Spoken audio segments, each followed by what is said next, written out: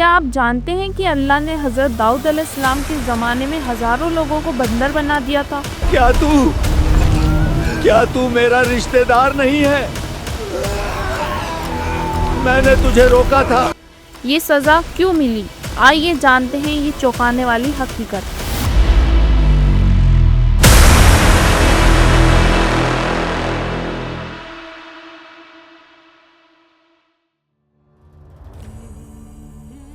قرآن میں اللہ نے ایک بستی کا ذکر کیا، ایک ایسا سچا واقعہ جو عبرت کے لیے سنایا گیا۔ سمندر کے کنارے ایک آباد اور خوشحال بستی تھی۔ ایلات نام کا یہ شہر بنی اسرائیل کا ایک بڑا مرکز تھا۔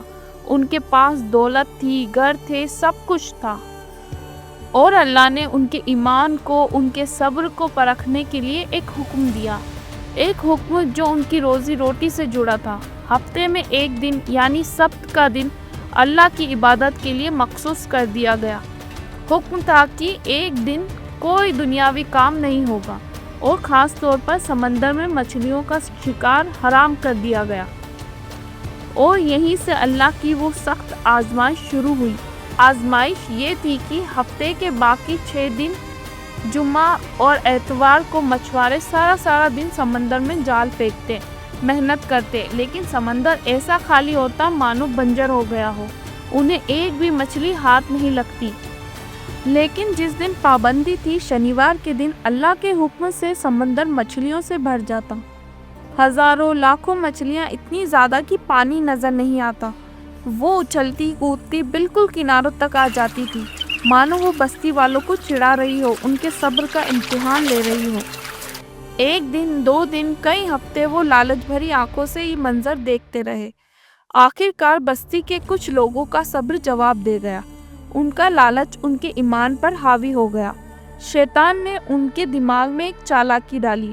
انہوں نے سوچا، ہم اللہ کے حکم کو سیدھے نہیں توڑتے بلکہ ایک راستہ نکالیں گے۔ انہوں نے کیا کیا؟ انہوں نے شکروار کو یعنی ایک دن پہلے سمندر کے کنارے بڑے بڑے گڈھے اور تالاب کھود دیے اور انہیں سمندر سے جوڑ دیا۔ سبت کے دن جب مچھلیاں اچھلتی ہوئی آئی تو وہ ان نالیوں کے راستے ان گڈھوں میں بھر گئی۔ ان لوگوں نے سبت کے دن شکار نہیں کیا، انہوں نے صرف گڈھوں کا منہ بند کر دیا۔ وہ سوچتے رہے اور ہم اپنا کام کر گئے۔ اور اتوار کو ان پھنسی ہوئی بے بس مچھلیوں کو پکڑ کر وہ جشن مناتے رہے۔ وہ سوچ رہے تھے کہ انہوں نے اللہ کو دھوکہ دے دیا، لیکن اصل میں وہ اپنی ہی جانوں کے ساتھ، اپنے ہی ایمان کے ساتھ دھوکہ کر رہے ہیں۔ جب یہ گناہ کھلے عام ہونے لگا تو وہ پوری بستی 3 حصوں میں بٹ گئی۔ پہلا گروہ وہ تھا جو یہ گناہ اور چالاکی کر رہے تھے، وہ دولت کے نشے میں اندھے ہو چکے تھے۔ دوسرا گروہ وہ نیک لوگ تھے جن کا ایمان مضبوط تھا۔ انہوں نے جب یہ دیکھا تو خاموش نہیں رہے، وہ فوراً ان گنہگاروں کو روکنے گئے۔ اللہ سے ڈرو، تم یہ کیا کر رہے ہو؟ یہ اللہ کے حکم کے ساتھ مذاق ہے، یہ کھلی نافرمانی ہے۔ اس گناہ سے باز آ جاؤ، ورنہ ہم سب پر اللہ کا عذاب نازل ہو جائے گا۔ تیسرا گروہ یہ وہ لوگ تھے جو خود تو گناہ نہیں کرتے تھے لیکن گناہ کو روکتے بھی نہیں تھے۔ یہ خاموش تماشائی تھے۔ جب انہوں نے نیک لوگوں کو محنت کرتے دیکھا تو انہیں ہی روکنے لگے۔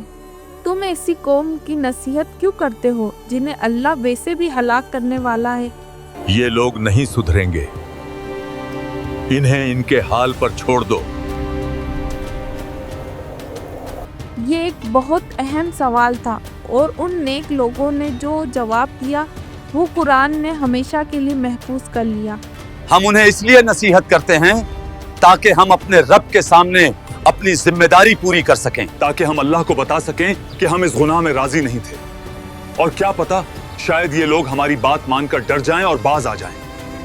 لیکن گنہگاروں نے ان کی ایک نہ سنی۔ آخر کار نیک لوگوں نے اس بستی سے خود کو مکمل طور پر الگ کر لیا۔ انہوں نے بستی کے بیچ ایک دیوار کھڑی کر دی تاکہ وہ اس گناہ اور آنے والے عذاب سے بچ سکے۔ اگلی صبح جب نیک لوگ جاگے تو انہیں دیوار کے اس پار گنہگاروں کی بستی سے کوئی آواز نہیں آئی، نہ بازار کا شور، نہ جشن کی آواز، صرف ایک عجیب سناٹا۔ جب کچھ لوگ ہمت کر کے ڈرتے ڈرتے اس دیوار پر چڑھ کے दूसरी तरफ झांके, नीचे बाजारों में, घरों में इंसान नहीं थे, सिर्फ हजारों की तादाद में जलील और खौफजदा बंदर घूम रहे थे। अल्लाह ने उन सब नाफरमानों को, उन चालाकी करने वालों को बंदर बना दिया था। अल्लाह ने हुक्म दिया, हो जाओ जलील और खारिज हुए बंदर। सबसे खौफनाक बात ये थी कि वो बंदर बन गए थे, लेकिन उनकी अक्ल और उनकी याददाश्त बाकी थी। वो अपने नेक रिश्तेदारों को पहचान रहे थे। वो उनके पास आते, रोते, गिड़गिड़ाते, लेकिन सब उनकी ज़ुबान से अल्फाज नहीं, सिर्फ बेबसी की चीखें निकल रही थी। क्या तू मेरा रिश्तेदार नहीं है? मैंने तुझे रोका था। वो सब सिर्फ 3 दिन जिंदा रहे और फिर जिल्लत की मौत मर गए। कुरान में अल्लाह ने इस वाक़ये को एक इबरत बनाकर बयान किया।